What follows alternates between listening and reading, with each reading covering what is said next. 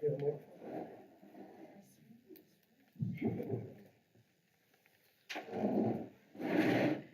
of all, thank you all for coming.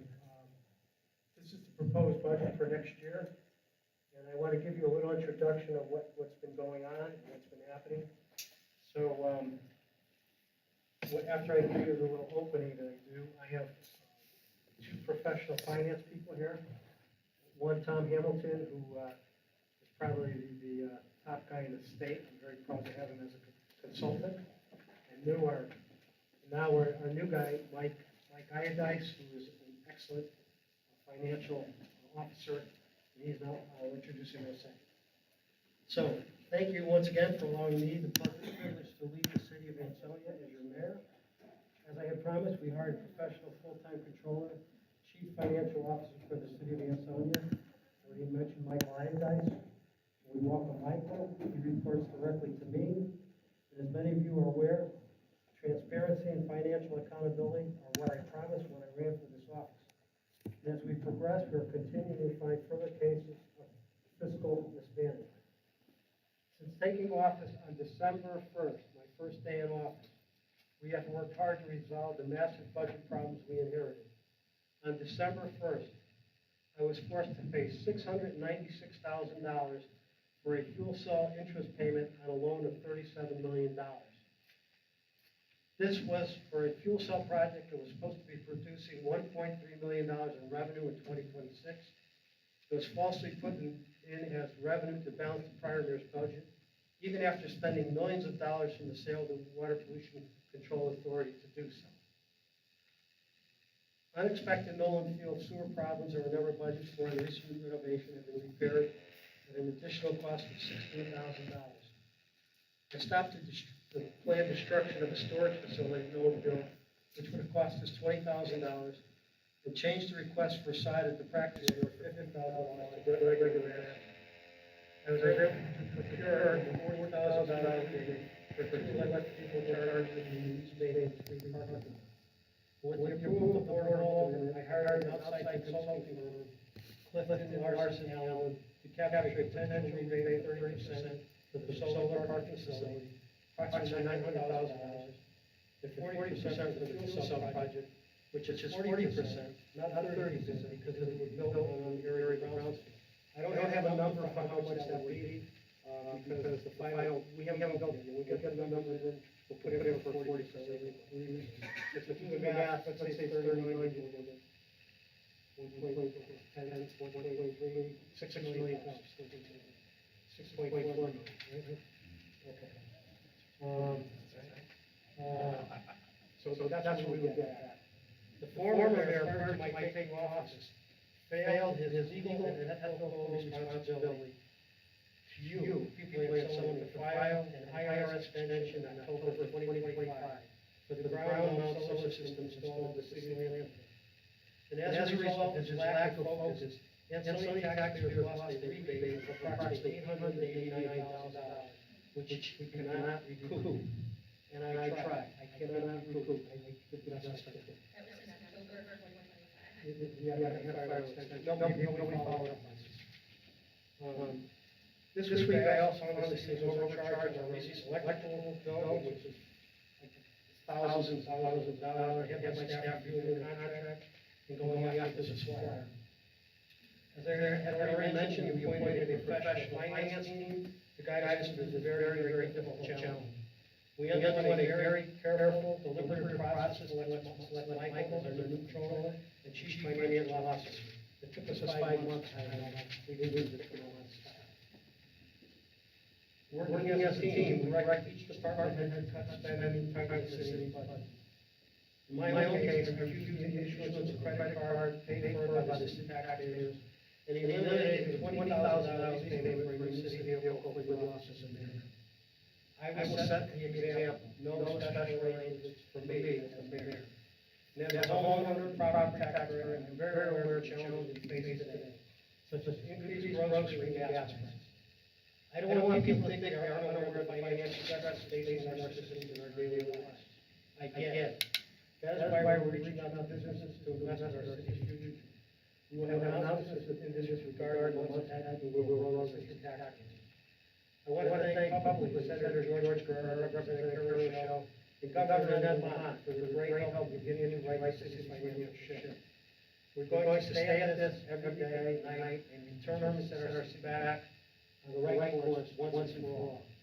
But I need your support to approve the budget that we are presenting tonight. And if you believe Ansonia is moving forward, you also know we're making tough decisions to protect you and our city. Thank you in advance for voting yes and being fiscally responsible. I have a clip I will play for you. And it's Representative Simon, who is chairman of the Energy Commission for the House of Representatives. I'm going to play the clip for you.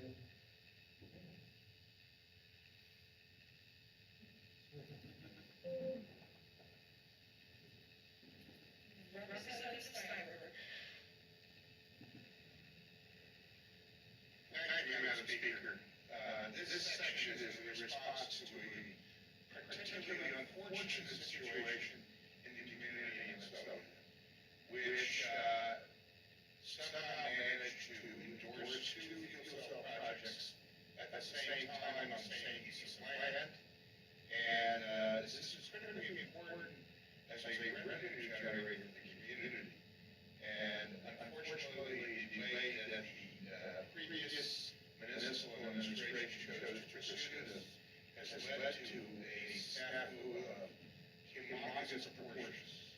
And this is intended to try to sort it out and create an effective path for building fuel cells on this property and to get Ansonia out of the bind they find themselves in. Through you, Mr. Speaker. Now we have one more clip. Madam Speaker, I just want to agree with the representative that I would have preferred to have a different process with this. But unfortunately, we were obliged to respond thanks to the blatant ineptitude of the former administration that basically ran the community into the ground and left very little choice but for us to take remedial action on behalf of the entire community, which does not deserve to have been served so poorly by that municipal administration. This section would not have been necessary if the people responsible in Ansonia had behaved in any way responsible. To you, Madam Speaker. So that was the chair of the Energy Commission for House of Representatives. And we had everybody possible push for Ansonia so that we can put the project in. The prior administration did not do anything right. The project was too big, it was done too late. There's nobody purchased power.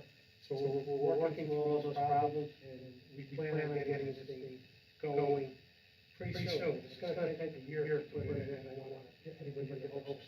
It takes a year to put a project like this. And so with that, I'd like you to pay attention to what's going on in the budget. Tom and Mike are gonna present it.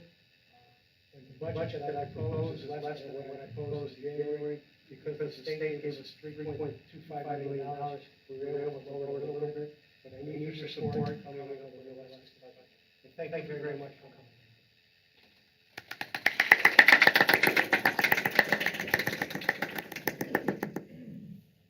Good evening, ladies and gentlemen. My name is Mike Evans. I'm our new CFO here in the City of Ansonia. It is my honor to serve this city and to serve as mayor.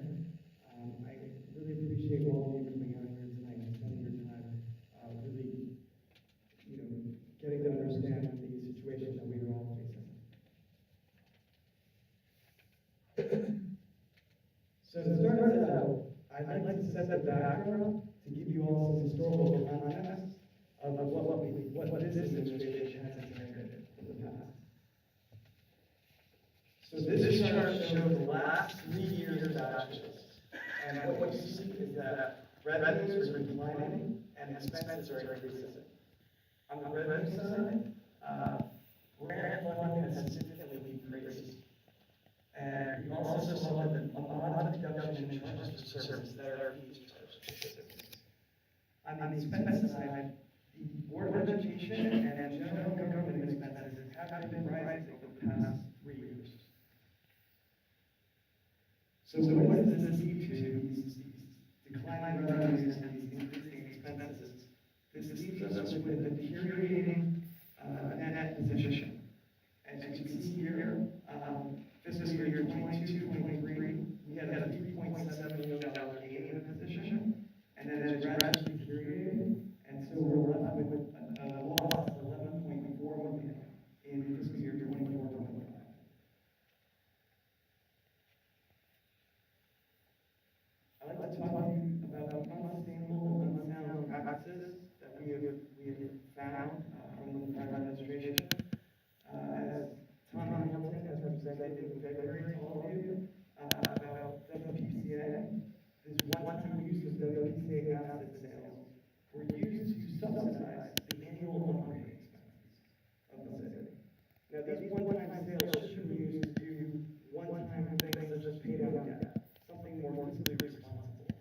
but instead, the administration will use these funds to subsidize the gap between the expenses and the revenue. The use of non-WPCA proceeds artificially lowered mill rates. So the proper thing to do over the past couple of years is to gradually increase the mill rate to meet the demands of the rising expenses. But instead, those taxes were kept artificially low for public opinion, and instead of doing what's right for the city. And so this has created a large fiscal levy for the upcoming fiscal year 2026-27 left by the administration. This fiscal levy that Tom has brought to our attention with all his research that he's done over the past 6 months. We saw fuel revenues of $1.6 million built into our current year 25-26 budget, which will not be realized this year or next year because once again, those fuel cells are inactive. They're not generating any power, and therefore there's no revenue coming in. The fuel cell debt service expenses of $1.7 million were also not included in this current year 25-26 budget, despite the payments having already started, as the mayor just alerted us. On his first week in office, he had to make a significant payment of debt service for something that we're not even getting revenue on yet. And we're already paying out. And the magnitude of the overall budget shortfall suggests that a tax levy increase in the range of 26%, which is virtually impossible. Right? That is what's necessary to restore the budgetary balance, to get expenses, to get revenue back in line where expenses are.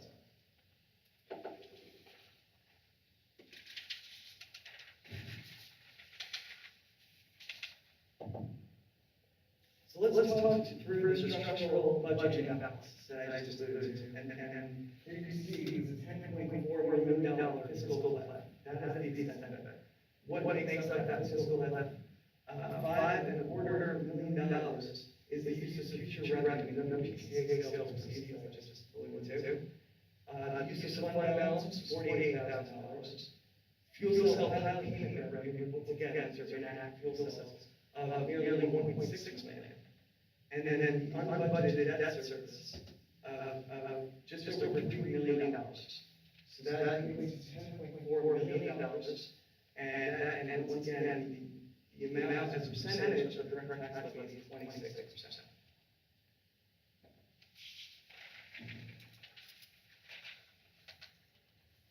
Now, I want you all to understand that there's been tremendous amounts of work that has gone into this year's budget preparation. Every department has scrubbed through their line items, their expense lines, and they have tried to make savings, make cuts everywhere they possibly can for savings, for cost savings. This is citywide, and everybody from Tom Hamilton, our financial consultant, our finance department, myself, everybody has really worked hard, especially the mayor, has worked hard on this budget. And so what I thought would be helpful for tonight is to show you a little waterfall of how we got from last current year's 25-26 budget of $68.1 million to next year's budget that we're proposing of $69.1 million. And that's 1.5% growth year over year in the budget. And so we started with $200,000 of savings that you can see in red boxes. So 100,000 of which was staff reductions, such as staff reallocations, reduced labor hours, leaving vacant positions unfilled. That will be $100,000 of savings. There's another $80,000 of savings from the public works curbside pickup efficiencies we're able to gain there. And then an additional $20,000 was the elimination of mayor's parking, as the mayor just explained earlier. The main driver of this budget increase is the debt service increase of over $1 million. You can see big green dots in the center. Insurance goes up every year. This year's increase is $25,000. And then there's other net ups and downs, which equate to a net increase of $125,000. So that's really how we get from this current year to next year's budget. So I thought it would be helpful to really understand where does our taxpayers' money go. We paradigm where does it go?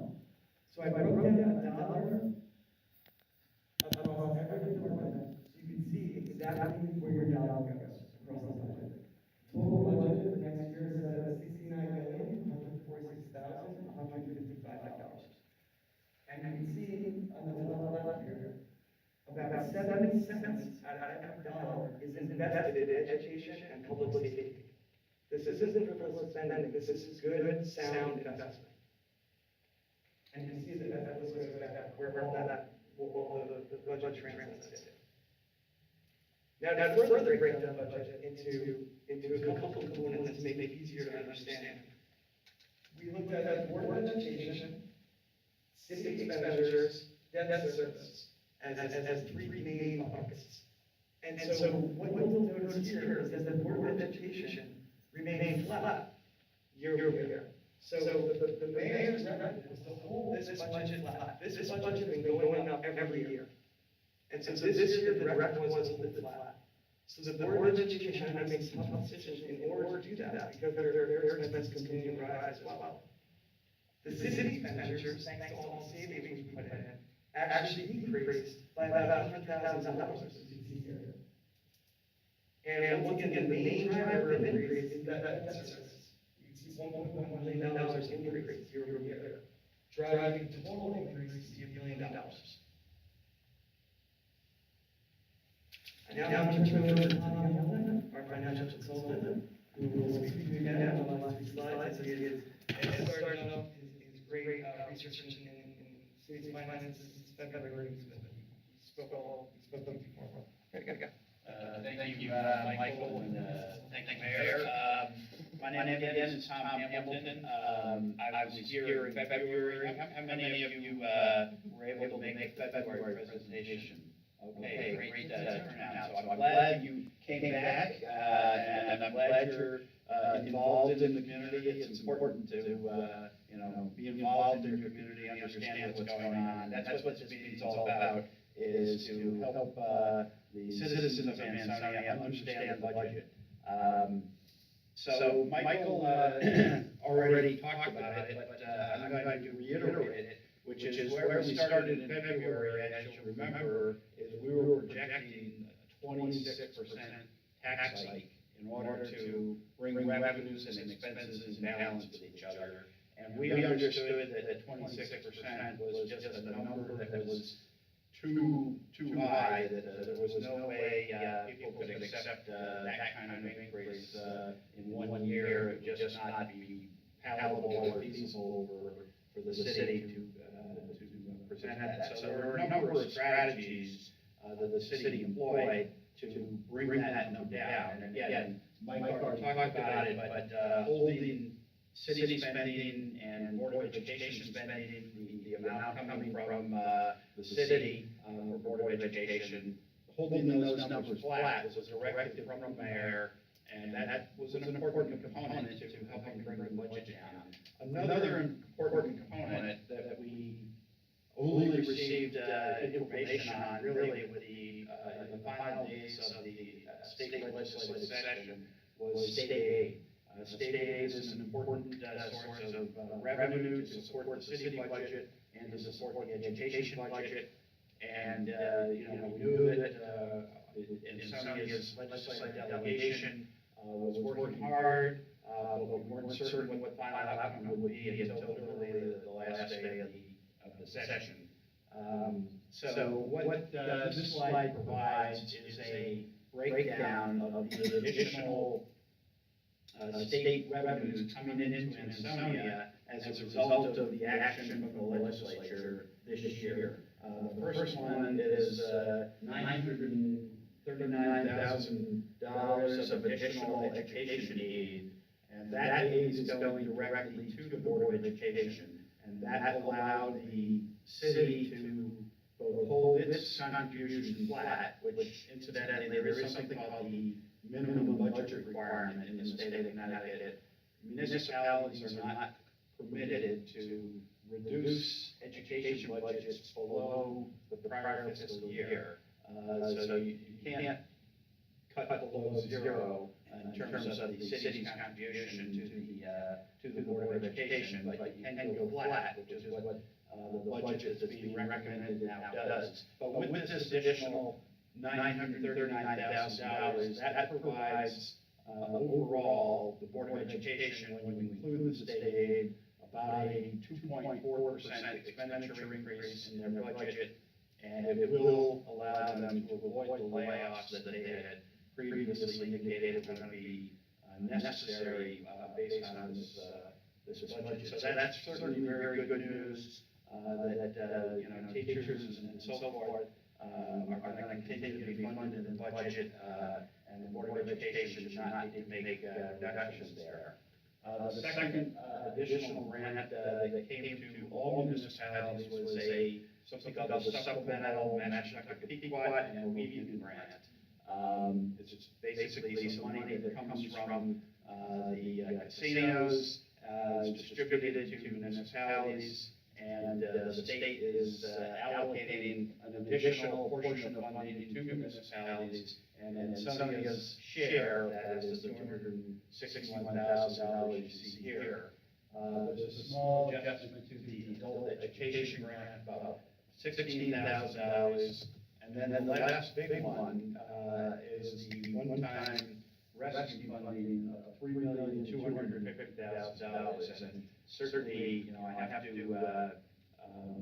acknowledge and give credit to State Representative Rochelle and our State Senator Cabrera for their, you know, tireless work in getting that additional funding for Ansonia, because that really is outside of the funding that most municipalities receive. So it's really an extraordinary step, an extraordinary amount of money to help Ansonia this year. It is one-time funding, so that you'll recall from our February presentation, we talked about the need to plan how you're using resources so you avoid the fiscal cliffs in the future that the new administration was handed in when they came into office.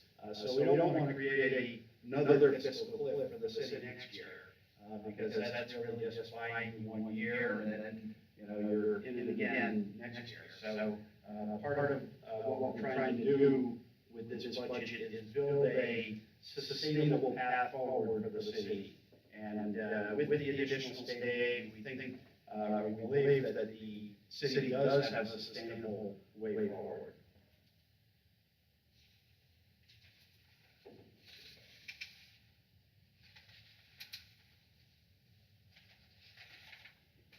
So one of the items I spoke about also in February was the need for multi-year financial planning and projections, and that's something that we now brought into Ansonia, is to look at the city's financial picture, not just in terms of next year's budget, but what happens second year out, third year out, fourth year out, so on. So, you know, we're recommending the city develop a formal 5-year budget projection.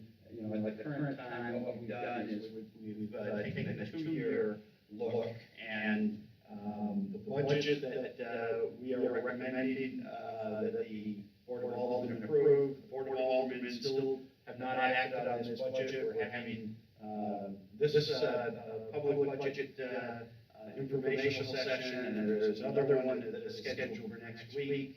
And we really want the community to start to understand these budgets and what's in here, and then ultimately the budget will need to go back to the Board of Aldermen for approval, and based on what we are recommending, it would require going to the voters for referendum approval.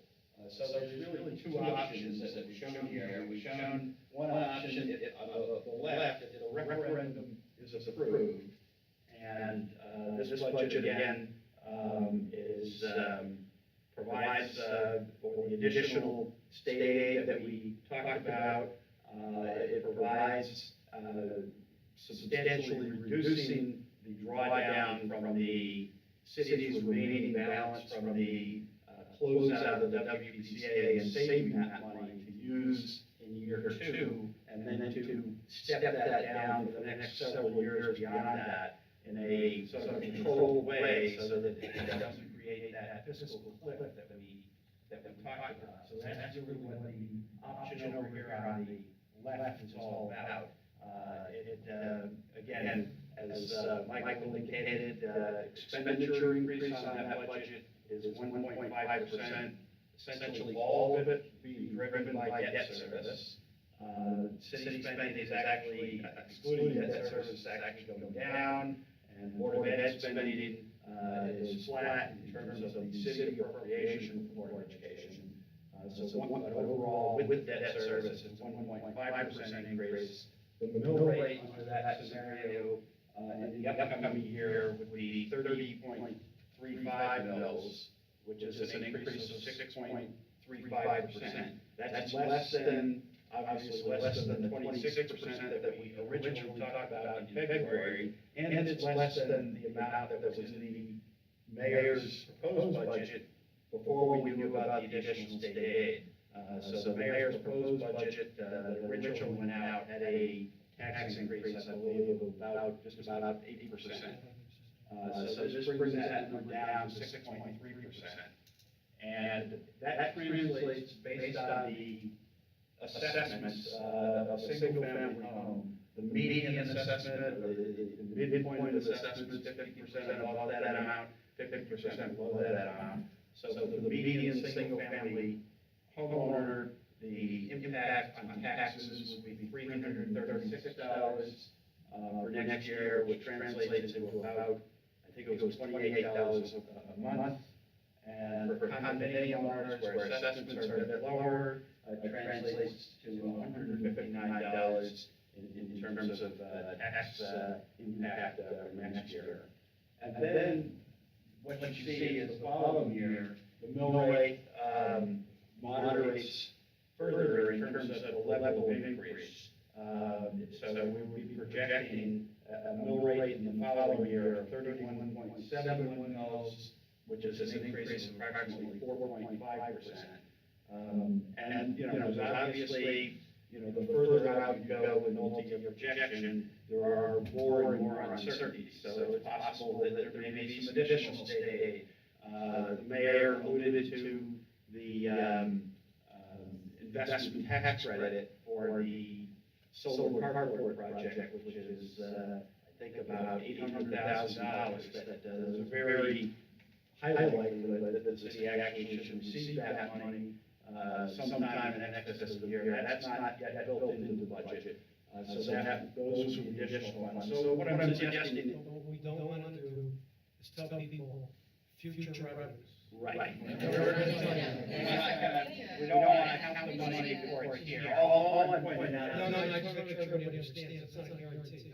Right. So, there's some prospect that, that number could come down, as you get, closer to it, because, you're not setting two-year budgets as a projection for year two. Then over here, what we provide is if the referendum is denied, and so essentially what that means is the city needs to go back and reduce the tax levy to a levy to an amount that doesn't require going to referendum. So what it means, most likely, is you're gonna have to take some of that money that we're recommending to save for the following year, to help moderate the mill rate the following year, and bring it into the current fiscal year. So you get a little bit of relief up front. So you get a mill rate that's down at 29.46, just over 3% tax increase. But then in the following year, what you find is because you don't have those, you spent those funds already to bring your mill rate down this year, you don't have them available for the following year.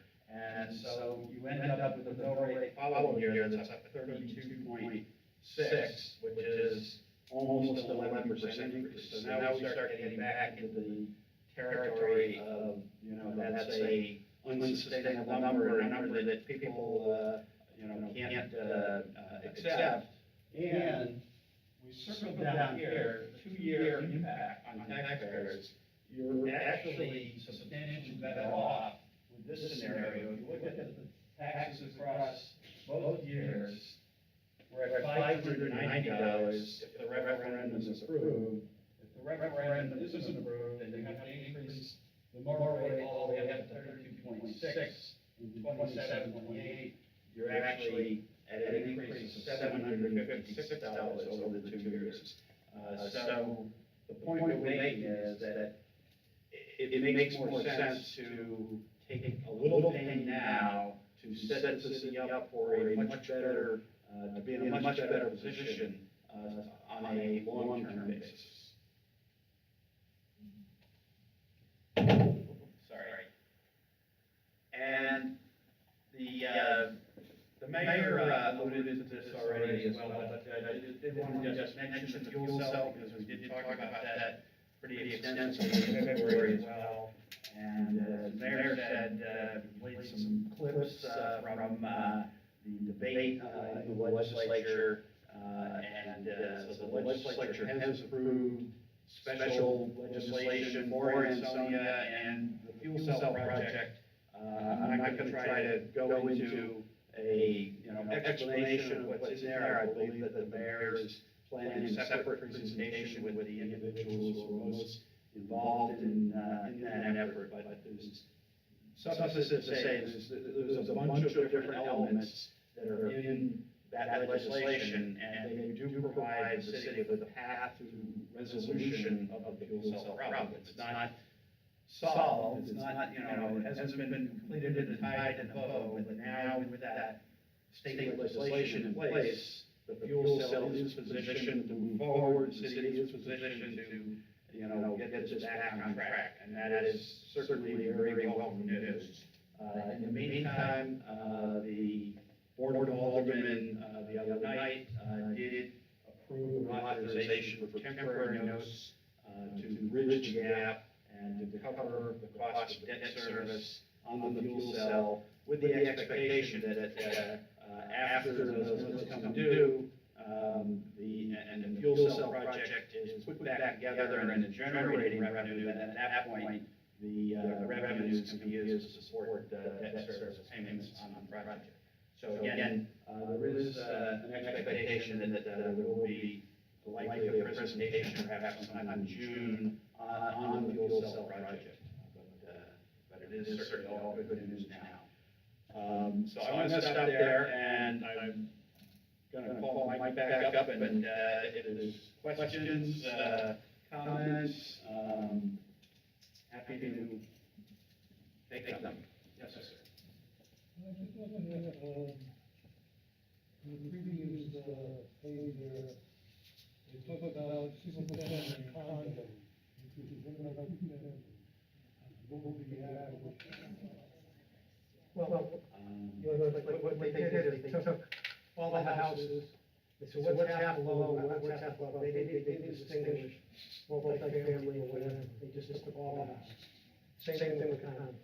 Yeah, we would have to take two, I don't have the median assessment of a, two-family house, I don't have that data, the tax assessor would have it, and so it's certainly something that can be calculated pretty easily, but we would need the tax assessor to, give us that data, and then we can answer the question. So, if you want to follow up with, Mike, he could probably get that data from the tax assessor. But that's how it was done, it's all houses.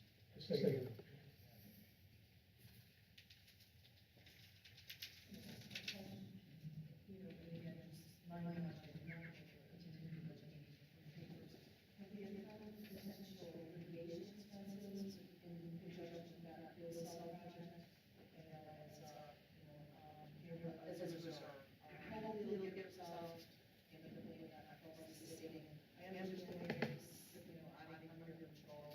Well, I can tell you up front that, I actually sued them for $1 million when I walked in here. That, we got it down to $500,000. With all the stuff we've done with state legislature, and I gotta tell you folks, Kara and George, Governor Lamont, Department of Energy Protection, Green Energy, we got 25 people, all of the state helping with this, because we're paying for this. We're working on an agreement, and I can't give you the details, because we're not there yet, where we have JCI, who has the to put in a smaller project. Because that violated the agreement with United Luminaire. They're only allowed so many megawatts or whatever. And the project that we had planned, I didn't plan, they planned, was way over that, that's why they shut it down. So, and the fact that they were two different companies, public utilities said, hey, that's your problem, that's the problem. So it's not a lawsuit, now it's not a negotiation, can we get, high axiom and JCI on here, we have two fuel cells, can we negotiate, get more power, these are things we're working on. And if we do better, it's better, because not only do we sell all the $37 million worth of fuel cells, we generate, we'll do a lease, property. I know a little bit about energy, I was an energy czar for the city before, this year. I shot down the purchase of the power station on Fourth Street, because they wanted to sell it to us. And like I told that person, the city's not in the energy business, we don't have anybody to manage it. And this stuff breaks down, so if you lease it, you don't own it, you just get the revenue and you walk away. That's what you want. You don't want to have to hire some guy, some engineer, like I'm an engineer, paying me $150,000, $160,000 for a project. And then when you gotta fix it, you gotta pay several $100,000. So that was why I was always against it, and that's why I'm against it now. So we should be able to generate 300 or 400. I'm hoping for it, that's, don't go over here. But that's the goal, so, we're gonna try to get a little cell, we're gonna try to, get rid of the litigation, and two companies, and, more money for us. That's the plan. And, we're gonna do a presentation next month to the board. And I don't have all the details, I just want you to know, the whole state of Connecticut, what that is unbelievable. Carol Michelle's back.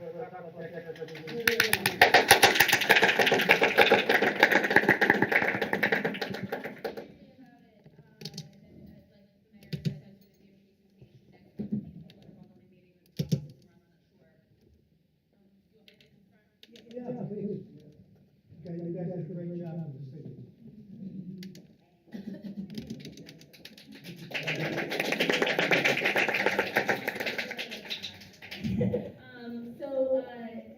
I won't get into all of the details of it, and there's gonna be a presentation, I don't have slides with me right now, and, policy, clean energy policy is very complex and very nerdy.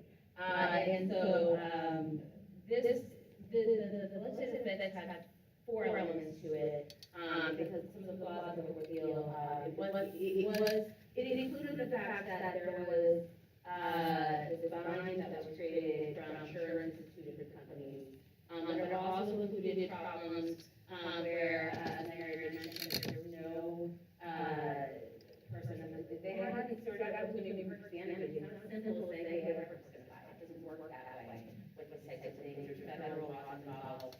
There's regulations in place about how this all works that are above the state legislature's ability to address. So we had to work with the federal confines and then, make a series of adjustments. I mean, the deals that either deals were both non-viable as they were constructed.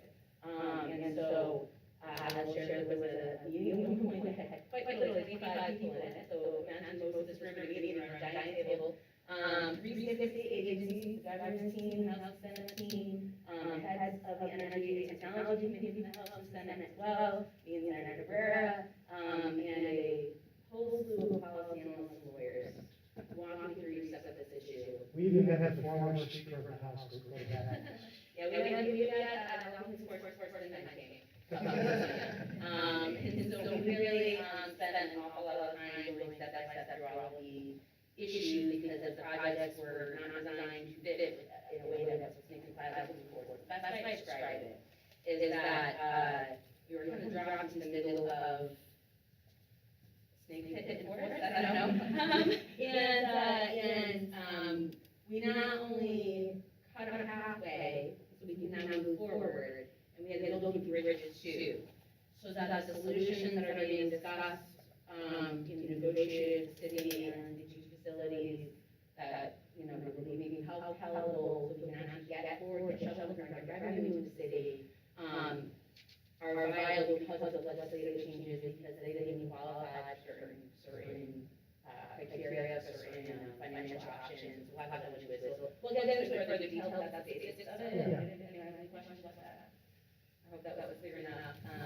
that. clear as mud. Yeah, yeah.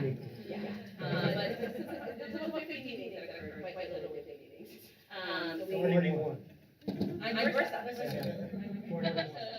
So it was over 50 in total, it was a lot of meetings, and a lot of folks that you never heard of, that have, but they all know about you guys, and they all know about how serious it was, what it meant economically for our town.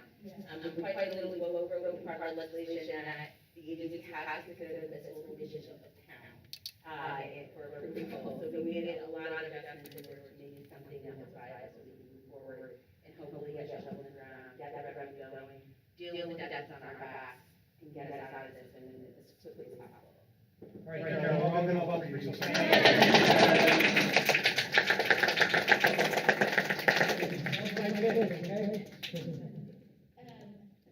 have a quick question, I wanna make sure I understand this as we're on this up, is, I will say that my daughter's a junior at Anson High School, and tonight was their prom.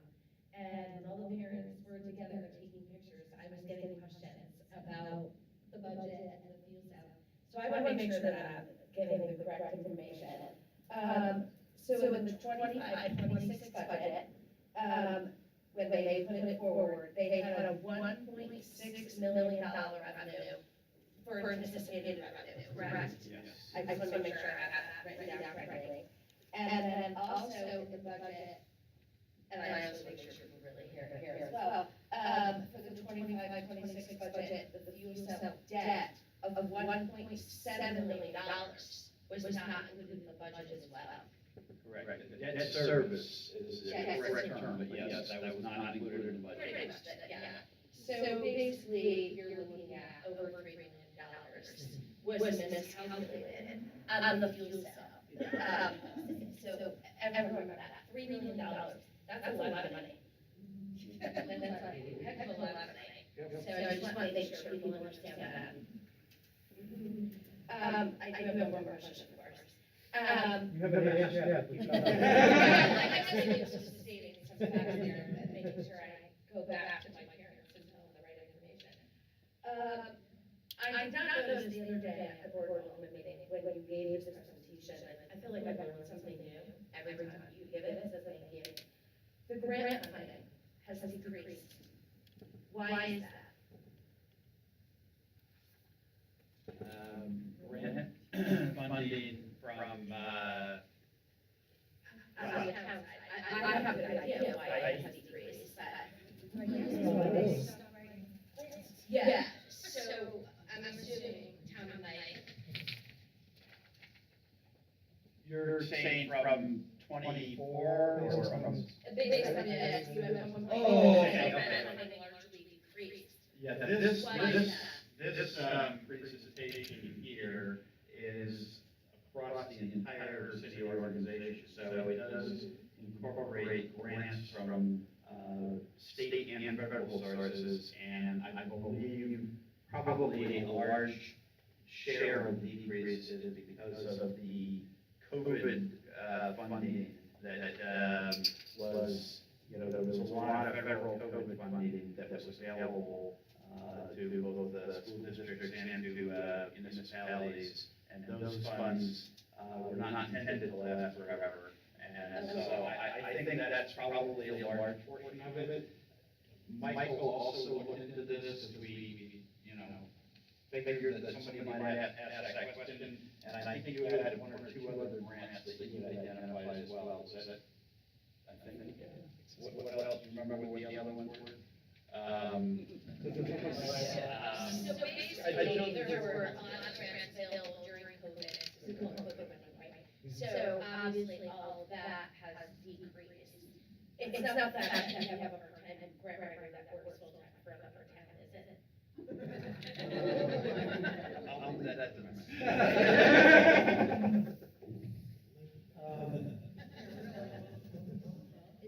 She has a 3-year contract, she's doing brownfield, and we have $1,100, $1,200 in brownfield grants.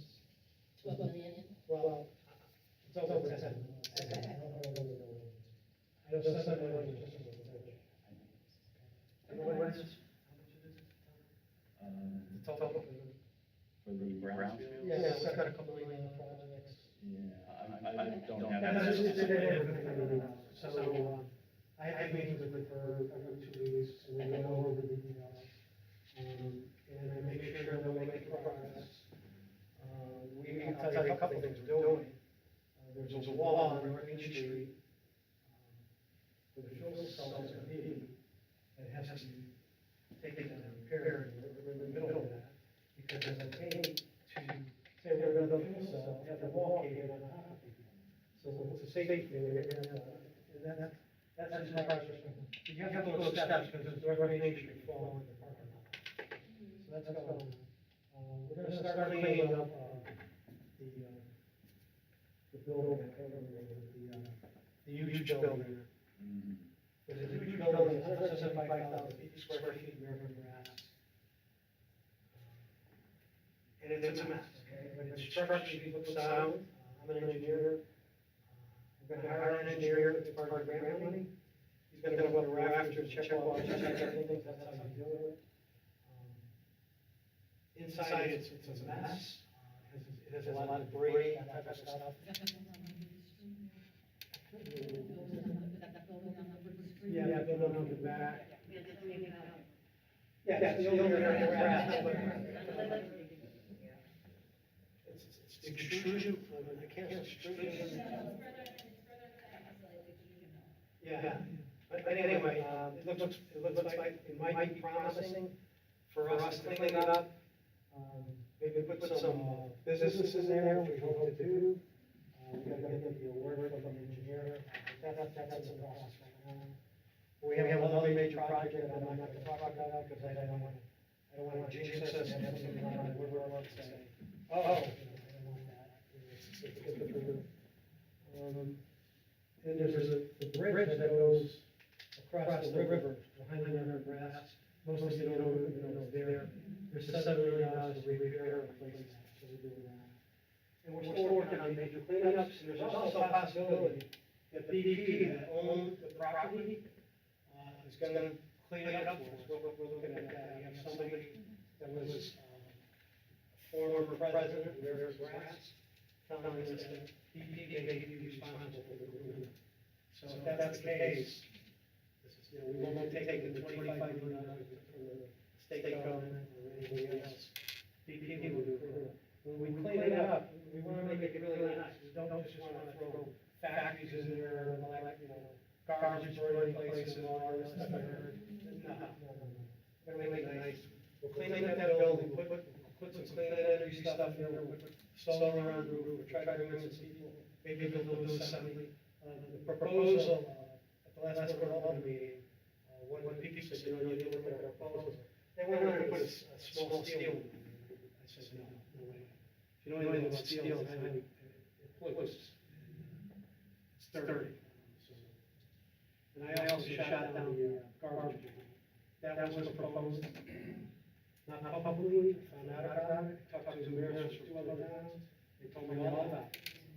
What you heard, and what you got from somebody else.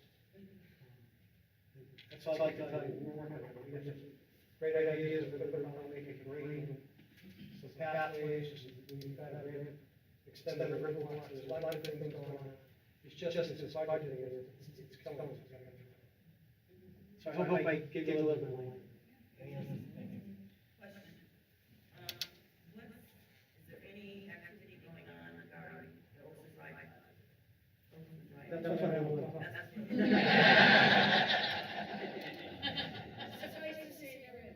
Suffice to say, we're working on a major project there, and it's not gonna be a soccer field.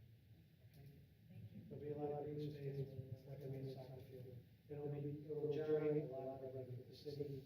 It won't be like industrial. Hopefully it'll be, well, I'm not gonna tell you. It'll be so-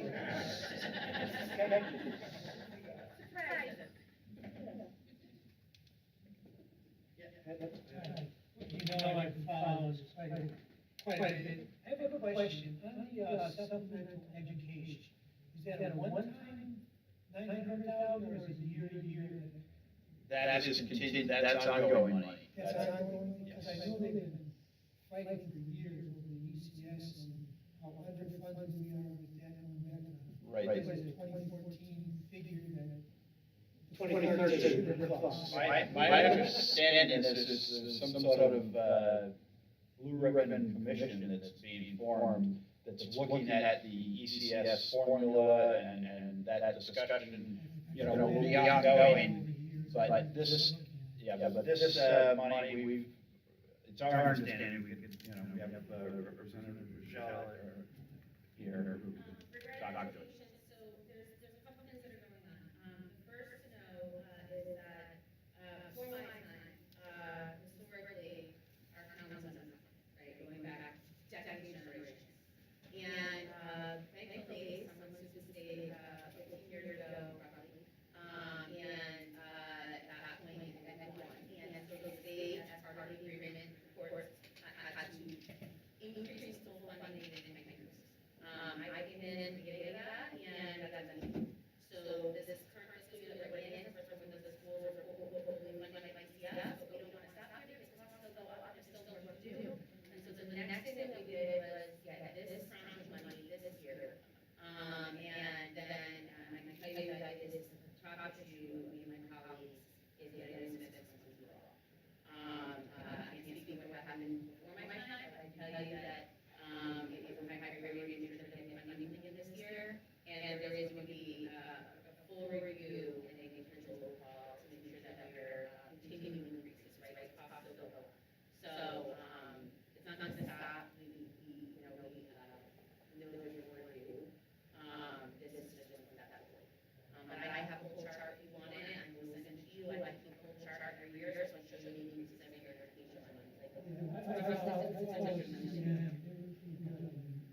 Last few meetings, you might change your uses to more. They're mostly good, but not always right. They don't I have one more question. Hold on. Oh, I don't think you answered the question, is that only gonna be available from now on, next year? Okay, thank you. So every year we're gonna get 939,000. That's That's the increase this year. It's like $23 million. Thank you, I don't know myself. And then on the failed referendum, are you going to have to draw down on the reserves to get that 29.460%? Yes, that would mean drawing down further on the city's reserves, which means they then would not be available in the following year. So in essence, you sort of be creating yourself a cliff for the following year. All right, thank you. I just want to stress one thing on this slide. Thank you for your question. If you don't hear anything else tonight but this is the most important thing to walk home with. By voting yes to this referendum come in just a few weeks, you're not only doing right by the city, you're actually doing right for yourself as a taxpayer. Over the next few years, you're actually going to have a lower tax increase than you would if this referendum fails, if it gets shot down. So I just recommend you to vote yes when it comes down to the referendum. Thank you.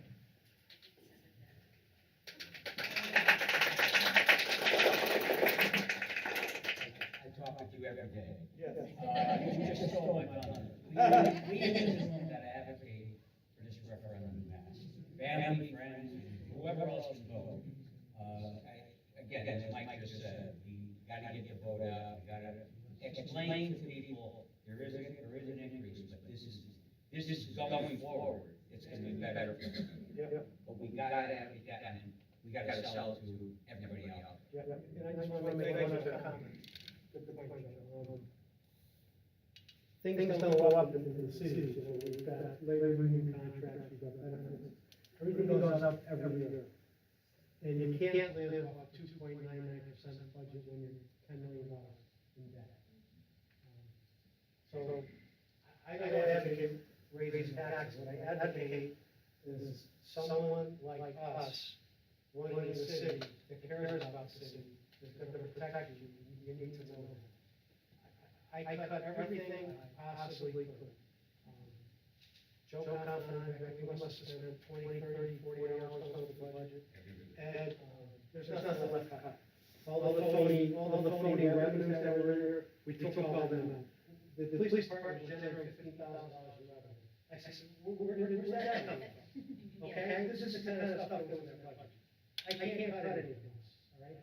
And you gotta recognize, we've got three labor union contracts, there's 4 of them right now. Everybody's gonna get it, we got 2%, we're not giving a lot of money.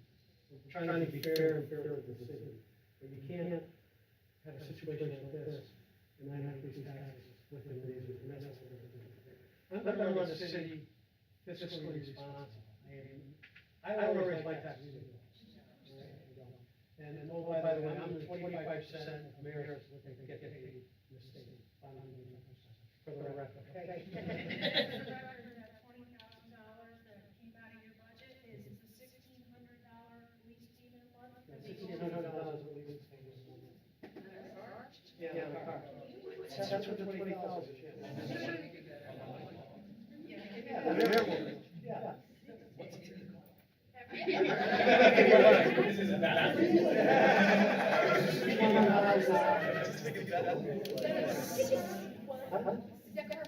No, it's $61,000. I was not happy. $61,000 for the car, $20,000 for the lease payments. We're done. So I'm not getting a car for you. So now, does the city own the car? Yeah, as of next month, yeah. Or you brought those down? Purchase lease. Yeah. Try to stay with it. Yeah, I'm just trying to, No, okay. it's just a lease, so. Well, it's in the budget as a lease. Okay. All right. I'm saying, to be clear, Well, to be clear, I think you don't need $20,000. absolutely, I agree, and I'm, I did. Yes. So we own the car. Yeah, we own the car as of June. Then they got to saw after the lease, I still drive it. I would think it. I'm gonna drive for a while. I hope. Run into the- You have to be married to drive it. It's a Chrysler, yeah, on the phone. It's not actually, it's really nice. I hope it is for 60.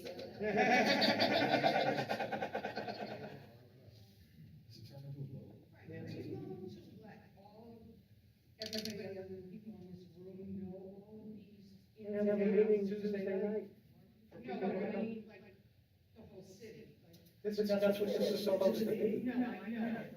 They're gonna be the ones on Facebook tomorrow complaining about this and everything else. Because that's all they write. But I mean, it's gotta be.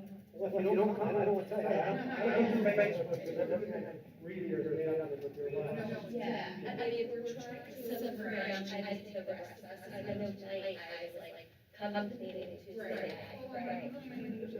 Exactly, it's very unfortunate that there's not more citizens. More people complaining and they don't know what's going on. Exactly, so it's gonna take you when you go to church or tell your neighbor, but it's really gonna take us in this room right now to call your neighbor and say, listen, I'm at the meeting, and this is what is happening in the town. And that was why, like, I wrote down those facts about the fuel cells, that was a conversation tonight that I had with my peers. So we, in this room, have, right now, I'm trying to encourage everyone now to come next week. And pay attention, right? But I get discouraged. And I can pretty much everyone in this room regularly comes to meetings and knows what's going on in this town. But I try to stay engaged, but I don't leave the media like you heard. Thank you. We appreciate it. Yeah. To address your question, we were just talking this afternoon about social media strategy we actually have to really get this presentation, this information out to everybody in the city. You know, through Facebook, through LinkedIn, through Instagram, through TikTok, YouTube, you name it. We are aggressively trying to get this information out there because people need to hear this. People need to be in the know. And we are all about transparency and integrity with this new administration. We have a couple of questions. Hold on. Who was the first? So, just trying to understand it, hardly if it comes off as one day or. So, if you go back to like, the increase, This one? I'm just curious, what is the difference? So it's 10.79, 10.7, yeah, 10.79 increase for both years together. What do you think? From the 2026 and the 2020, for both year budget, 2026, 2027, 2027, 2028. Yeah, that- He's adding. Yeah, add them together, that's 10.7. So. I wouldn't do it. But I'm saying, the next 2 years, and the next, and that time frame, that's how much you're gonna be paying more, right? I'm saying, I'm gonna have a 6.3% increase for 2026, 2027. If we And go then that way, there's gonna be another increase of 4.49. if we vote that in. Correct. I mean, that's the projection for the following year. So, But I'm saying, part of the selling is that our taxes could go down, but that's not on that. Okay, but we're selling, that's what I'm saying. Nothing's done. You're selling it. I am selling it because I'm showing the reality. We're gonna lose in the long run. What I'm saying, why put that? If I'm gonna talk and try to convince people to be for it, that's what I'm saying. Hold on a second.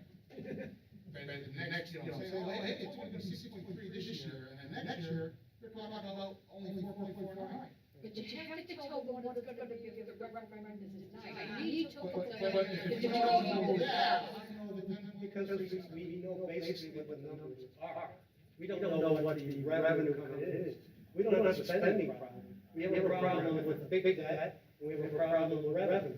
We get the $800,000 rebate, or $1 million rebate, that number's gonna go down. I don't do future projections, but that's what they're doing. What's that? You kind of are. I'm not looking at board, I understand. Well, this is reality. There's no future God movement. But again, you're saying that things could possibly go down, projects are moving forward. So that may not be 10.67. well, I think it's important to You're having up there, we're only gonna go up 6.3 this year. I'm not explaining And then it. next year, I'm just trying to understand. Okay. People are gonna talk, they're gonna ask questions. I want it, if you wanna help me sell it, you understand. Okay, let me try. It's good, it's good. So, the scenario if referendum is approved is based on the proposed budget as it now stands and is on the city's website for the current year, and then based on projections of increases for some things, labor contracts and other things, and new revenues that are coming in, and so on and so forth.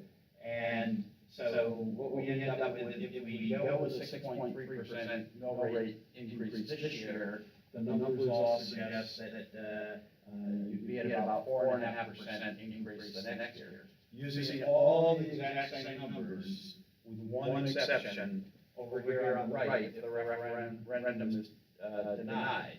Same exact expenditure numbers as over on the other column. All the revenue numbers are exactly the same, with the exception of one thing, and that is, in order to bring the mill rate in the current year down to the level that doesn't have to go to a referendum, you have to take another $1.3 million from the reserves and bring it in the current year. That $1.3 million is no longer available in the next year to use to moderate your mill rate. And so that's why it jumps to 10.67 in the following year. So it's only one change between all the numbers on the left-hand side and the numbers on the right-hand side. It's just that $1.3 million that you're moving from your fund balance to support the current year budget that causes that cliff to occur in year two. So the 27, 28, you're saying with the 6.3 increase for the 26, 27, would look like to be 4.49. And unless there was some change somewhere. Ask your question. In Madison, we have a 6.3% increase. Yeah. Now it's 27, 28. Yeah. Talking about that. But having the 6.3, you're proposing that, nothing really, any big changes, that would only be a 4.49. Yes, So correct. let me add to that. So because, so because you were able to increase taxes in year one, next year, right? You increased by that 6.3. You're not using reserve money as much. So now you can afford to only increase by 4.5% in the next year. So because you brought in more revenue, right? Because the taxes went up, because you voted yes to referendum. However, you voted no to referendum, now you need even more money. Because you're at such an imbalance between your revenues and your expenses. Your expenses are so much higher, and you need to meet those expenditures somehow. So you're using more reserve dollars in order to meet them in this year, because your taxes are so low if referendum fails. That 4.49 is still a little bit of a leap of faith.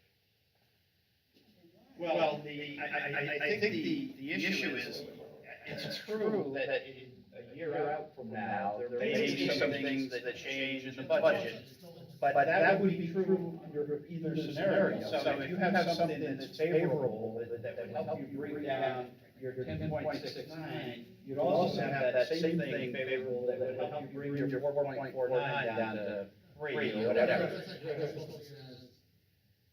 We should say them almost have it up there because we don't know what can happen. We have to have, We have to understand it's We're saying it's not really. No, we just said to you, don't change the budget the way we always do it. That's what you're gonna get, that's what we're trying to tell you. You have to understand, that's what's gonna happen. I think she had a question, and then you have a. Yeah, so here's the question. Just to help maybe clarify some stuff. 6.3 this year, meaning we're taking some of the surplus. Are we taking some of the surplus this year, this coming year? A very small amount, because So we're remember, taking some of that, and then now with the increase of taxes, we're gaining more money, more revenue into the city. Right. So we have to take less the year after that from the surplus. Does that make sense? yeah, and the other piece that does get factored in here is that extraordinary amount of state aid, of the $3,250,000, that is a one-time revenue source. So we built that in, and that's why we took down what had been originally the mayor's budget planned on, bringing in $3 million, or using $3 million of city fund balance. And we said, well, we don't want to use that $3 million this year, because we're already getting $3,250,000 from the state. Let's save that so that we don't just create a bigger cliff for ourselves in year 2. So just to follow up on that, so basically with the 9 one, you're using all the 3.25 plus some more. Not all the money, so Correct. You understand. You have a question? Sure. I very much appreciate that you have these numbers up right now. If we don't have these numbers up, we never do the math. If we never do the math, we never have something to go over, even if something does happen in the future. So I just want to thank you guys for having these numbers up, because if we have nothing, then that's the worst case, if we have something at all. Thank you. And I also wanted to follow up with Mrs. point, from completely before. We have to remember that this city was red for multiple years on end, and yeah, it does come down to us to convince people to become blue and to see everything we're doing. But when it comes to politics, the one thing in it is patterns, and people don't like change, they like patterns, which is why people choose their party. If they see a pattern of good, they choose it. And it's our job as people who live here, and it's our job as people who run this place to convince people that change is good, and it's not a change of pattern, but it's just another pattern coming into the mix in order to make our town better. So, that's what I want to say. I very much appreciate the fact that you have these numbers up, and I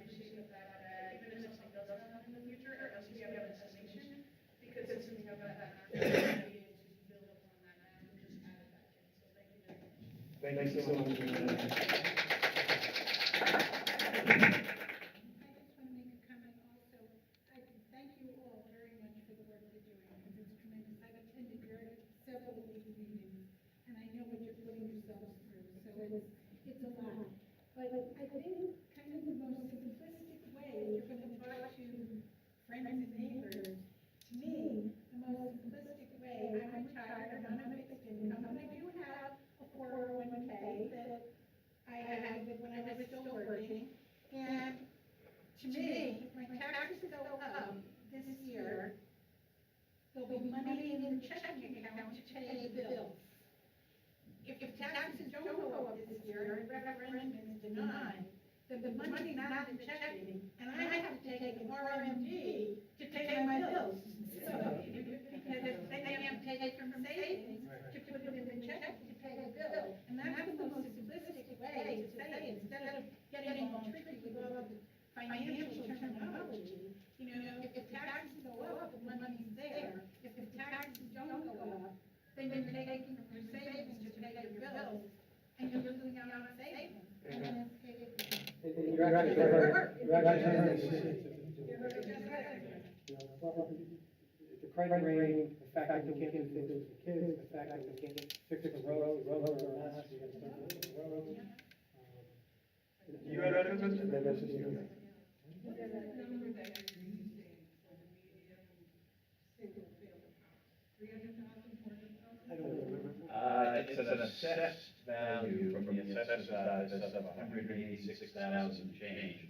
Now, the tax assessors, under state law, they set the assessment at 70% of market value on the year that the revaluation was done, which I'm not sure off the top of my head how old the revaluation I think is. they're doing a revaluation. So it's probably from an appraisal done 3 years ago, and it's 70% of the market value that was estimated at that point. Now, whether or not, how close they were to actual market value, I don't know, but I do remember the number at 186,000 assessed value. So if you have a tax bill, Median single family house is assessed at 180,000. 50% above it, 50% below. right. That's not your economic. Their assessed value, which is different from market value, it's a tax assessor's value, so.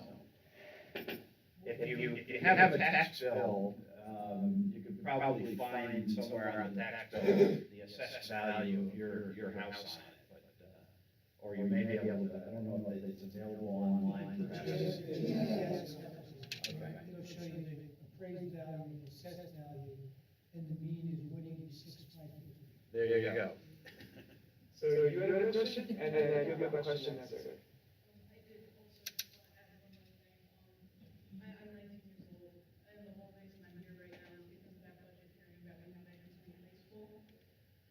It's the kids are noticing, they've been noticing, and it's getting scary, because it's scary not to have additions to our schools, it's scary not to have education, and it's scary to not have these things, you know, and I'm so happy I graduated from Ansonia, because now I'm going to the second grade university. And that's one of my biggest accomplishments in my life, but I would never have that in Ansonia, never had the education that I did. And I mentioned it at the budget hearing as well, that, you know, we can't keep having cuts, and I'm very happy that this administration is trying to find different ways to continue adding to us, because our previous one tried to cut special education. And my sister, who is autistic, and my partner is autistic, you know, that really struck a strong nerve with me. And Sorry to hear. I am very happy that this budget is being presented. And I think it's just come down to us again, and not guessing, not trying to see what it is, but I think we're not gonna know what it is. Well, we have two former presidents and one right now. Yeah. We have at least one teacher here. We have a former principal at Illinois High School. So, if anybody's for education, we're for education. We really are, everybody's for, the people we have on board, myself, we all have master's degrees in business. I can't tell you what somebody did today. Anybody who knows me, I have a great life, say anything. Okay? So it's really important to me that we help the kids. The last thing we want to do is cut money for schools. But if we don't get the money, where we make a living? We can't get a living. Yes. If we don't get that, we don't get good kids anymore either, you know, like today, the extracurriculars, you know, you haven't heard that, used to put their kids in extracurriculars, and we're like, it would hurt, and now they can't get that anymore, because it doesn't exist. After the programs I had, and I don't know, in preschool, were gone, like, the little robotics club we used to have, you know, that isn't common anymore, right? And got started, and it's some little things like that, that keep kids out of trouble, like keep kids thinking that adults do want them to succeed in life, where it's like, okay, I'm not being told, oh, good, right, I'm not being told I'm a terrible person. It's knowing that the adults that are in charge and that need to pay the taxes that we can and need to help provide for us when we can, that we need to rely on, and it's difficult. People in the room and people in the league, you got good people. I say there's a.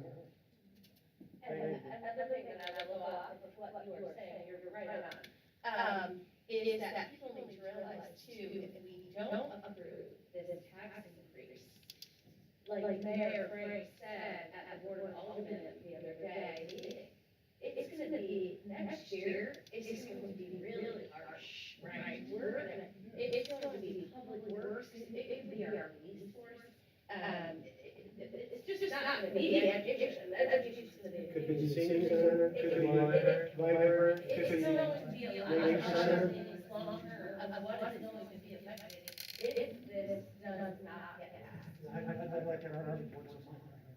Oh, God. Think about it. Yeah. Like whether there's, yeah. You had a question. Where are we at with this forensic audit? We don't hear nothing about it. Because we're not really doing, what we did right now is, we basically done that. We're looking at where the money was spent on. And we're doing some other things with credit, we're looking at that.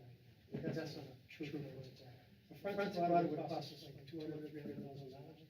Yeah, I mean, I'm not a forensic auditor, that would be somebody else that, would need to do that, but really, forensic audits are typically something you engage if you think there's been some fraud, theft, something like that, and usually it's after you've got some suspicion of a certain area where you are asking a forensic auditor to audit it. You wouldn't do a forensic audit of the entire city of Ansonia, because that would just be too broad a scope. It would need to be something very narrow, where you feel that there's, been potentially something criminal or something like that, where you'd say, okay, and forensic audits are expensive, and these are, can run hundreds of thousands of dollars, potentially, so again, I would think you reserve that for an instance where if you felt there was something that was truly, criminal, then it might be appropriate to bring in a forensic auditor. So in other words, no one will ever be held accountable for anything that happens. You could say what you want. Right?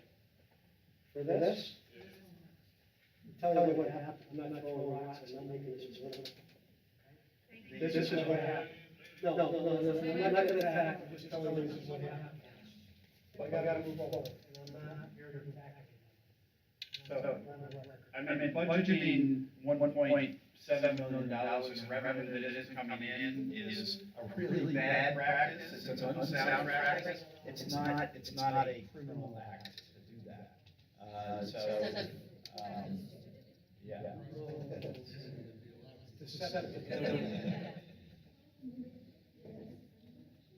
Yeah, I live personally, what we find, we're looking at things, we are gonna find things, if we do find things, if it's a felon, we're gonna ask, I'm not gonna hold back. But it's not, nothing, it's just as we go, we just lost $900,000 because of stupidity. Somebody not renewing the IRS. I told you. That's $900,000. I walked in the door, was it 680,000, whatever it was?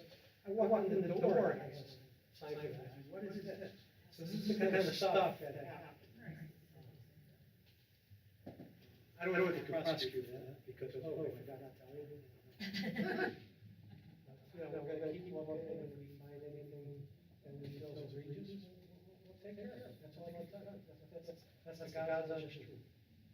Mike, is this slide online? Is this, presentation set online? Yes. In other words, if I take this page to the website. Yes, this is on our website.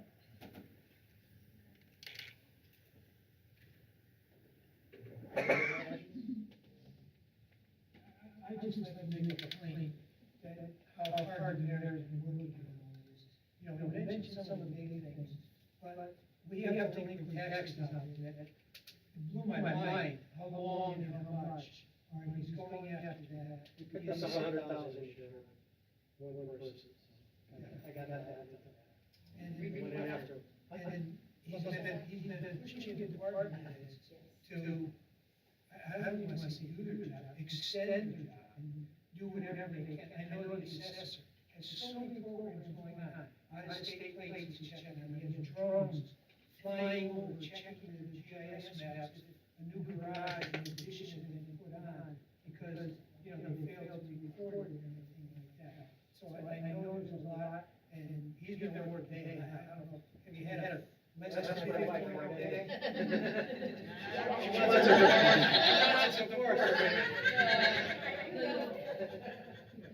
Yeah, they see my wife.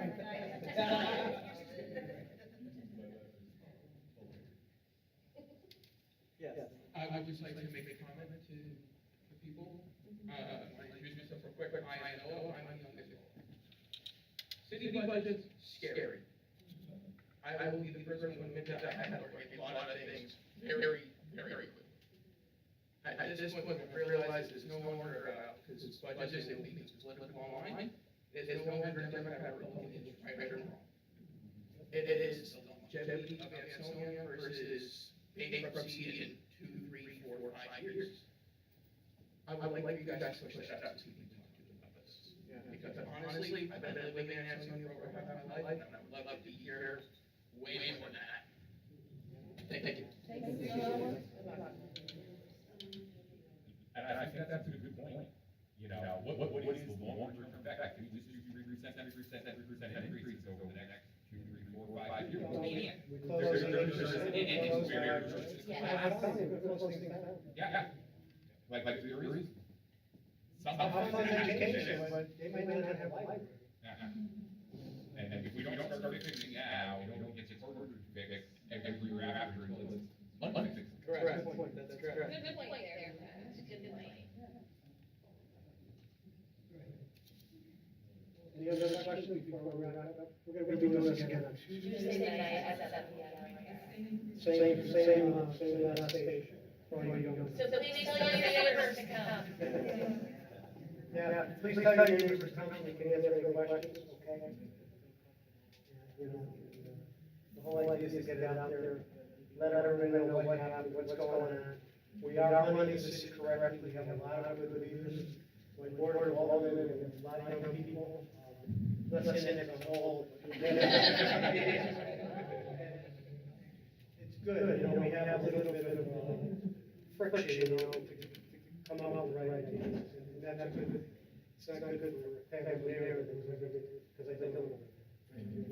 Is there any dates that refers from If we have the second meeting on Tuesday, then I think I have to go on following Monday. We have a special meeting for 26. Right, so we have to, For the board of aldermen. once they approve it. June 2nd. June 2nd is the day. Yeah. 5 Tuesdays after. Typically, we have a special board of aldermen meeting the Tuesday after the event. We just want to give everybody an opportunity to get all the information that they need and want so that they can come. Because we've been looking at this for quite a while. Do you have a comment? I say go like this. Oh, correcting date. What was the date? We expect 26th is the special meeting. Yeah, So so the the board- Tuesday after tomorrow this weekend. So the following Monday would probably be the. It has to be 5 days, yes. All right,